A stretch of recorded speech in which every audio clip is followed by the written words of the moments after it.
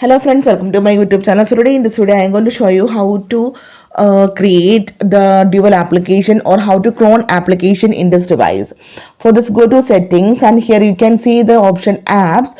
Tap on this one, then scroll down. Here you can see clone app. Tap on this one. So here you can see these are the applications that support the dual system that are installed in this device.